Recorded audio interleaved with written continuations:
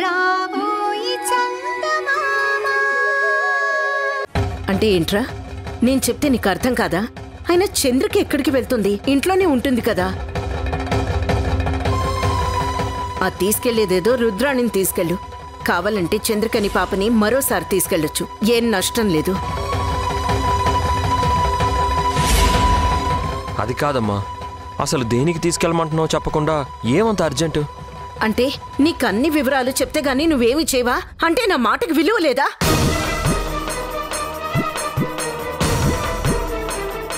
అది కాదమ్మా. నేను చెప్తున్నాను కదా, చెయ్యి. ఊరికి నన్ను విసిగించకు. భరత్, అత్తయ్య గారు చెప్తున్నారు కదా, ఎందుకు ఊరికే వాదిస్తావు? సరే, ముందైతే మనం బయలుదేరదాం పద. రా రా చెప్తాను.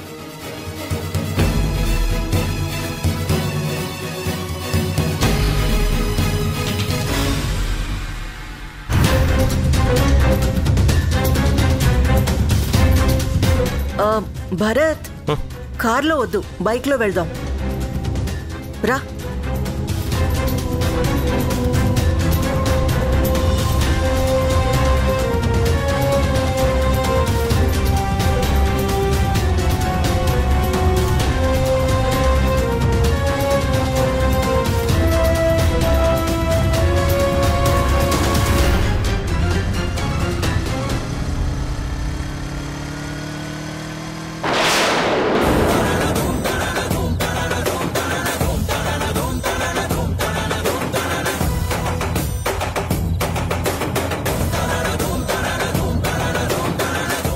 అత్తయ్య, ఏంటి మీరు చేస్తున్నది?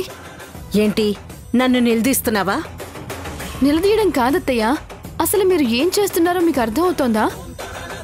నిన్న మీరు నాకిచ్చిన మాట ఏంటి? ఈరోజు మీరు చేస్తోందేంటి? మనసులో ఒకటి పెట్టుకొని పైకి ఇంకోలా బిహేవ్ చేస్తున్నారు. అసలు మీకేం కావాలత్తయ్య? నాకేం కావాలో చెప్పానుగా. లేదత్తయ్య, ఇది మీరు మాట్లాడుతున్న మాటలు కావు.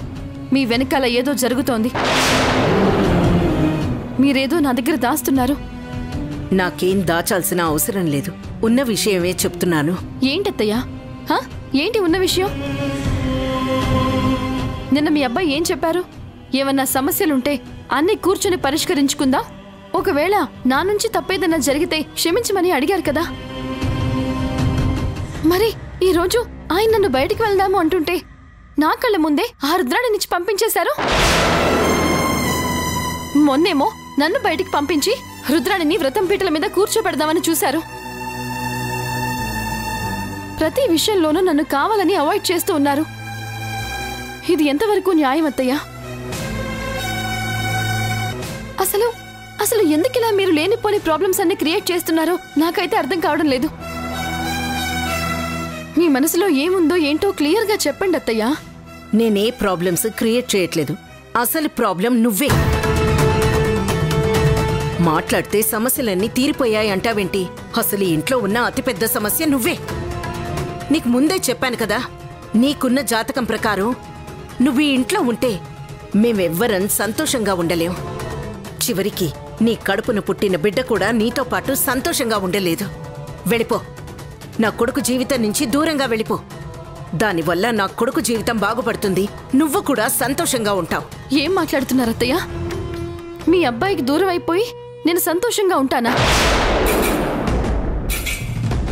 దానికంటే ఒకేసారి నా ప్రాణం తీసుకోమని చెప్పండి, సంతోషంగా తీసుకుంటాను. అంతేకాని నా భర్తకి దూరం అయిపోయి నేను సంతోషంగా ఉంటాను అనేది పచ్చి అబద్ధం అత్తయ్య.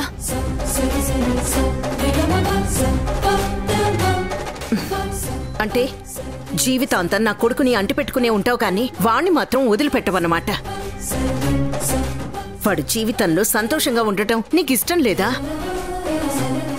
నువ్వు ఇంట్లో ఉన్నంతకాలం నువ్వు సంతోషంగా ఉండలేవు, వాడు సంతోషంగా ఉండలేడు. ఇదైతే వాస్తవం.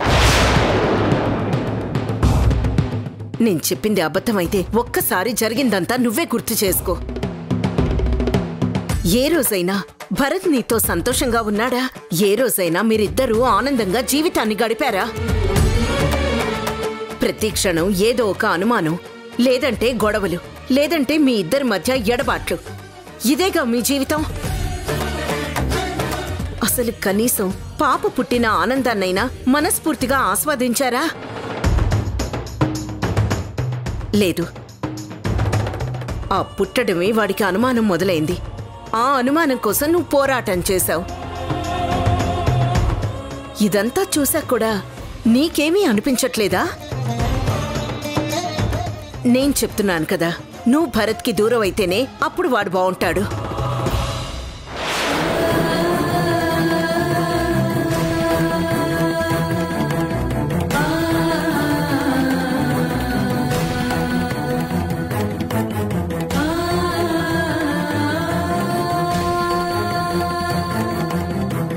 నన్ను క్షమించు చంద్రిక.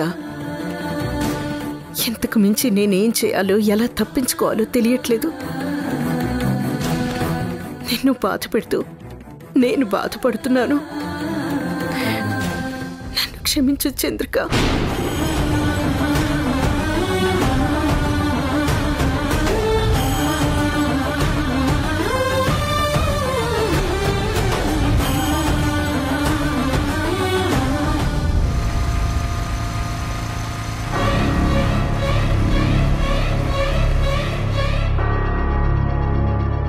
ఏంటి భరత్, ఇక్కడ ఆపేశావేంటి? ఎటైనా వెళ్దాం పదా. అత్తయ్య గారు ఫోన్ చేసేంత వరకు మనం టైంపాస్ చేయాలి కదా. ఇక్కడెక్కడ కూర్చుంటాం? అలా వెళ్ళి ఏదైనా రెస్టారెంట్కి పోయి అక్కడ టైంపాస్ చేద్దాం. రుద్రాణి, ఒకసారి బైక్ దిగు. ఎందుకు? ముందు నువ్వు దిగు, చెప్తాను.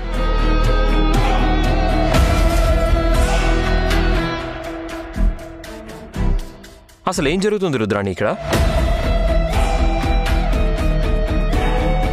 ఉన్న పళంగా అమ్మకి నీ మీద ఎంత ప్రేమ పుట్టుకొచ్చిందేంటి? నాకేం తెలుసు భరత్, నన్ను అడుగుతావేంటి? నాకు అర్థం కావట్లేదు, అందుకే నిన్ను అడుగుతున్నాను. అరే, ఎప్పుడూ లేంది నేను చంద్రికని బయటికి తీసుకెళ్ళాలి అని చెప్తున్నా గానీ అమ్మ నీతో కలిసి బయటికి వెళ్ళమని అంతలా తొందర పెట్టింది. కారణం ఏమై ఉంటుంది? అసలు ఇక్కడ ఏం జరుగుతుందో నాకేం అర్థం కావట్లేదు రుద్రాణి. కేవలం అమ్మ బాధపడుతుందని, అమ్మని ఇబ్బంది పెట్టడం ఇష్టం లేక నేను నీతో పాటు ఇక్కడికి వచ్చాను.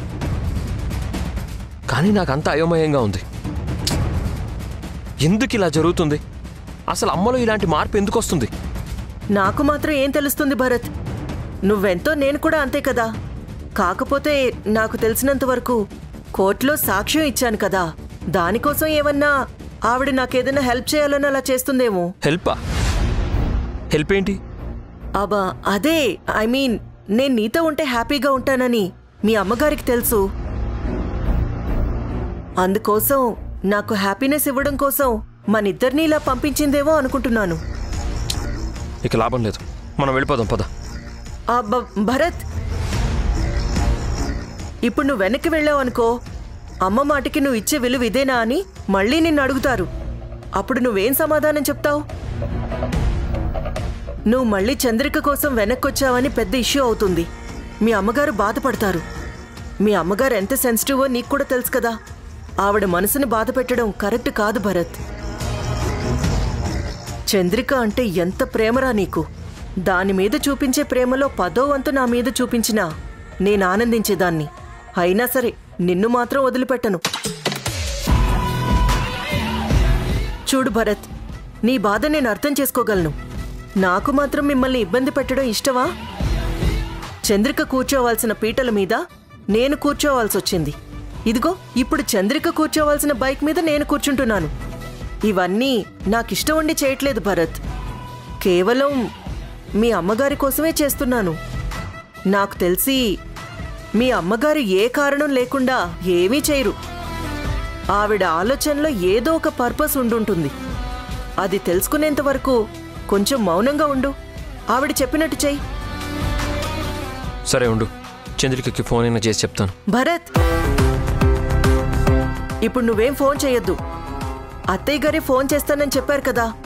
మీ అమ్మగారి కోసం కొంచెం ఓపిక పట్టు, సరేనా? సరే అయితే ఆవిడ ఫోన్ చేసేంత వరకు మనం అలా ఏ కాఫీ షాప్లోనో రెస్టారెంట్లోనో టైం పాస్ చేద్దాం. ఇలా నడి రోడ్డు మీద వెయిట్ చేయడం బాగుండదు భరత్. పద వెళ్దాం. పద, స్టార్ట్ చెయ్యి.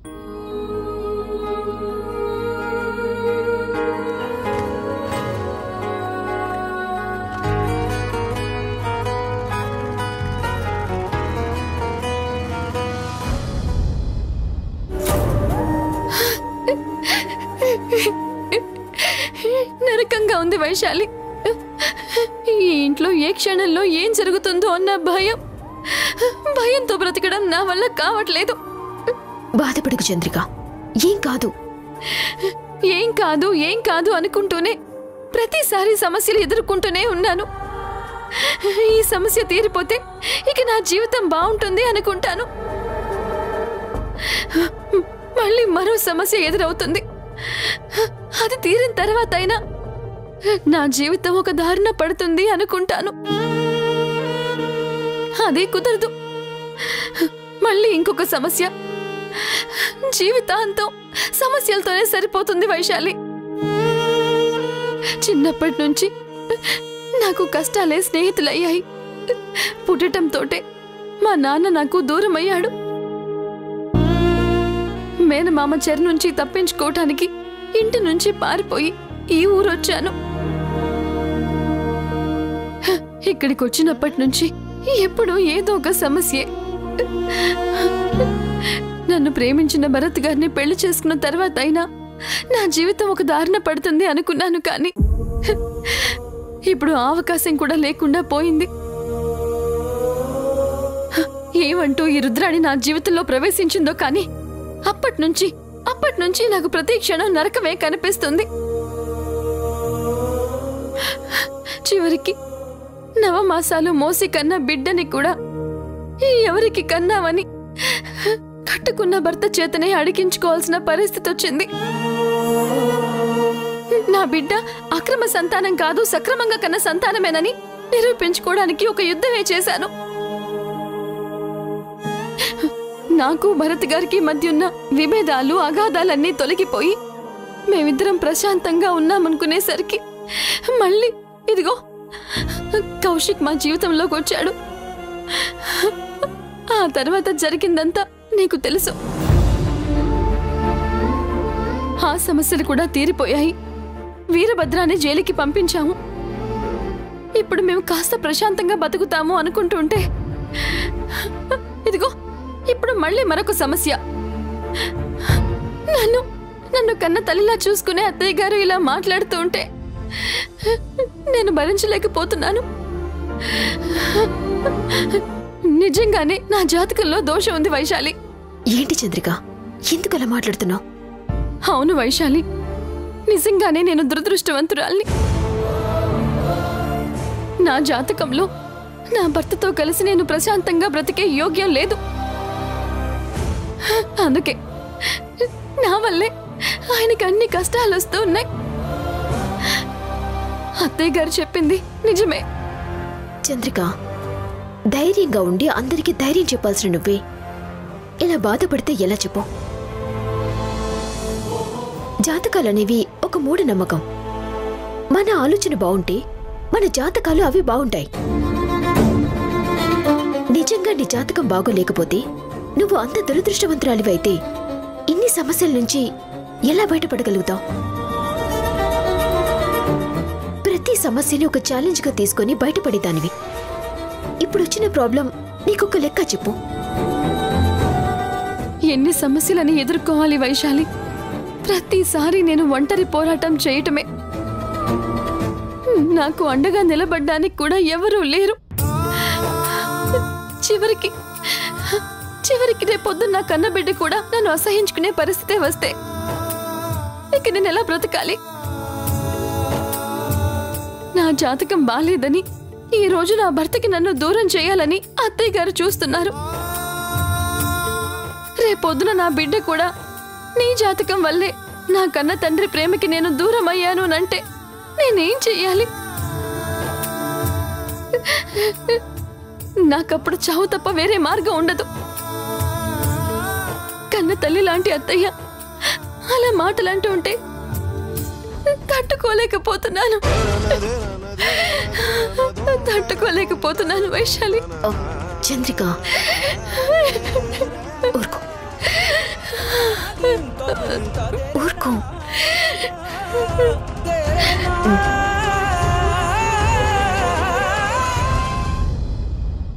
హలో, చెప్పండి అత్తయ్య. ఏంటి షాపింగా? మీకా?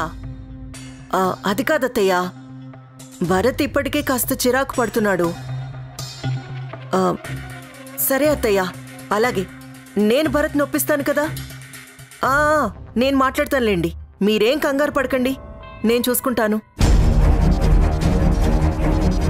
ఏంటి ఫోన్లో అమ్మేనా? అవును భరత్. ఏమంటుంది? ఏముంది, మనల్ని ఇద్దరినీ షాపింగ్ చేయమని చెప్పింది. షాపింగా? షాపింగ్ ఏంటి రుద్రాణి? అదే నాకు అర్థం కావట్లేదు భరత్. అసలైనా ఇలాంటి పనులు నాకు చెప్తారేంటి? నీకు చంద్రికకి చెప్పొచ్చు కదా. అనవసరంగా మధ్యలో నన్ను ఇన్వాల్వ్ చేస్తున్నారు. ఇదంతా చూస్తుంటే నేనేదో చేస్తున్నానని చంద్రిక నువ్వు నన్ను మిస్అండర్స్టాండ్ చేసుకోరు? ఇప్పటి వరకు నన్ను అందరూ అనుమానిస్తూనే ఉన్నారు, రకరకాలుగా అవమానించారు కూడా. ఇప్పుడు మళ్ళీ అలాంటి మాటలు పడాలంటే నాకు చాలా కష్టంగా ఉంటుంది భరత్. ఇప్పుడు మనిద్దరం షాపింగ్కి వెళ్ళి ఇంట్లో వాళ్ళందరికీ బట్టలు తీసుకురావాలంట. అత్తయ్య గారికి, వైశాలికి, చంద్రికకు కూడా నన్నే తీసుకోమని చెప్పారు. అది కూడా నీతో తోడుగా వెళ్ళి మనిద్దరం కలిసి బట్టలన్నీ సెలెక్ట్ చేయాలని చెప్తున్నారు. సరే ఉండు, అమ్మతో ఒకసారి నేను మాట్లాడతాను. భరత్, ఇప్పుడే కదా అమ్మ చెప్పారు. ఇప్పుడు మళ్ళీ నువ్వు ఫోన్ చేసినా కానీ ఆవిడ అదే అంటారు. అసలే కోపంలో ఉన్నారు, విసుక్కుంటారు. ఇప్పుడు నువ్వు ఫోన్ చేసి అడిగావనుకో, నేను ఆల్రెడీ రుద్రానికి చెప్పాను కదా, మళ్ళీ నువ్వెందుకు ఫోన్ చేసి విసిగిస్తున్నావని కోపడినా కోపడతారు. నా మీద కోపడ్డం ఏంటి రుద్రాణి? అసలు నాకేం అర్థం కావట్లేదు. అయినా షాపింగ్ చేయాలంటే దానికి నువ్వెందుకు? చంద్రిక నేను వెళ్ళి కావాల్సినవన్నీ షాపింగ్ చేసి వచ్చేవాళ్ళం కదా. మొన్నైతే చెప్తున్నా వినకుండా నిన్ను తీసుకొచ్చి వ్రతం పీటల మీద కూర్చోబెట్టింది. ఆ రోజు నాకు ఎంత ఇబ్బంది అనిపించిందో తెలుసా? నీకే కాదు భరత్, నాకు ఇబ్బందిగానే ఉంది. నేను నిన్ను ఇష్టపడిన మాట వాస్తవం. ఇప్పుడిప్పుడే నేను ఆ జోన్లో నుంచి బయటకు వస్తున్నాను. మళ్ళీ నీతో కలిపి నన్ను ఇలా పంపిస్తుంటే నాకెలా ఉంటుందో ఒక్కసారి ఆలోచించు.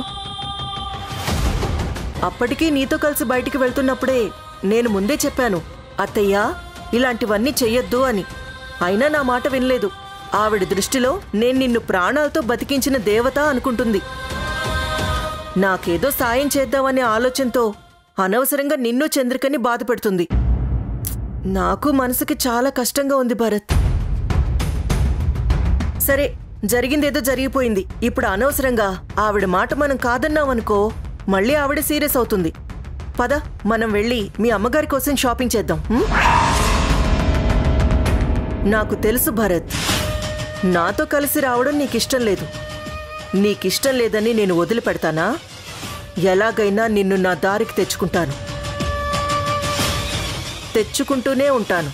మీ అమ్మని మధ్యలో పావుగా వాడుకుంటున్నాను. తప్పదు భరత్, ఒక్కసారి నా మనసు ఫిక్స్ అయితే నేను దేన్ని వదలను. పద భరత్, టైం అయిపోతుంది. పద పద, స్టార్ట్ చేయి.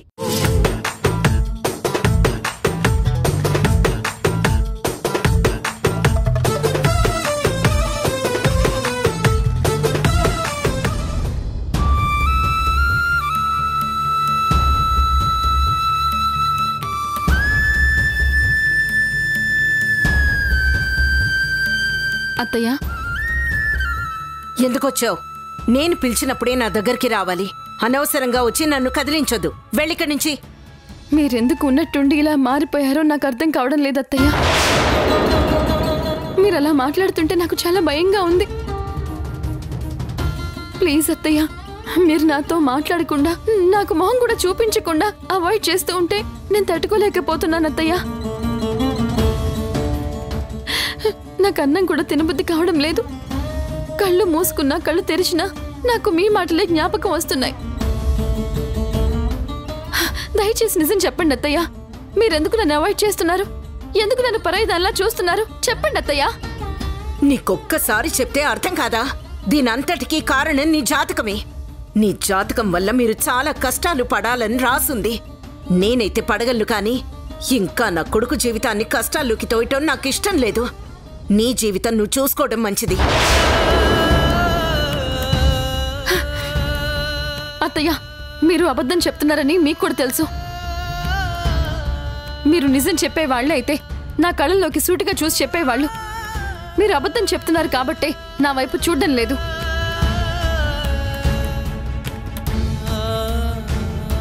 ఏంటి ఇప్పుడు నీ కళ్ళలోకి చూసి చెప్తే అది నిజమే నన్ను నమ్ముతావు కదా?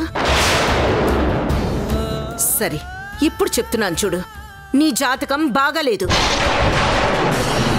నీ జాతకం వల్ల నా కొడుకు జీవితాంతం నరకం అనుభవించాలి. అందుకే నువ్వు నా కోడలిగా ఉండటం నాకు ఇష్టం లేదు. చాలా, నీకు ఇంతకంటే ఇంకా వివరంగా చెప్పాలా? అత్తయ్య, మీరు ఎంత కోపంతో చెప్పినా సరే మీరు మాత్రం అబద్ధమే చెప్తున్నారు. ఇదైతే కన్ఫర్మ్. ఏంటి ఏంటి అబద్ధం? అత్తయ్య, నాకు తెలిసిన మీరు ఎప్పుడూ జాతకాలు నమ్మరు. ఈ రోజు మీరు కొత్తగా జాతకాల గురించి మాట్లాడుతున్నారంటే మీరు ఖచ్చితంగా అబద్ధం చెప్తున్నారనే అర్థం.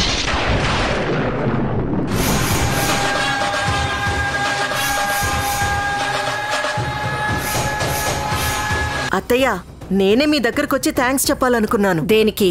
నిన్న భరత్తో పాటు అలా బయటికి వెళ్ళి ఎంత హ్యాపీగా గడిపానో తెలుసా? ఇదంతా మీ చలవే అత్తయ్య. అందుకే మీకు థ్యాంక్స్ చెప్పాలి అనుకున్నాను. నువ్వు నాకు థ్యాంక్స్ చెప్తావేమో కానీ నేను మాత్రం నీకు సారీ చెప్పాలనుకుంటున్నాను. నేను నీకు ఇచ్చిన మాట నిలబెట్టుకోలేకపోతున్నాను. I'm very sorry.